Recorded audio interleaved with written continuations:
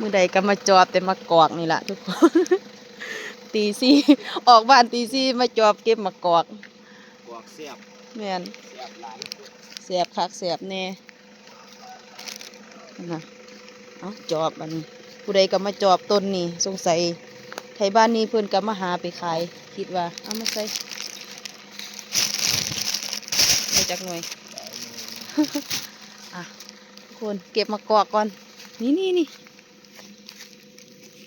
นั่นมากอกนั่นเอาไหมเอาไฟเสริมไฟ ส่องไฟ ไฟรถมันทุกบ่ค่อยหลาย เนาะมันก็ยังมืดแล้วเนาะนะรถจอดพุ่นเอาสิ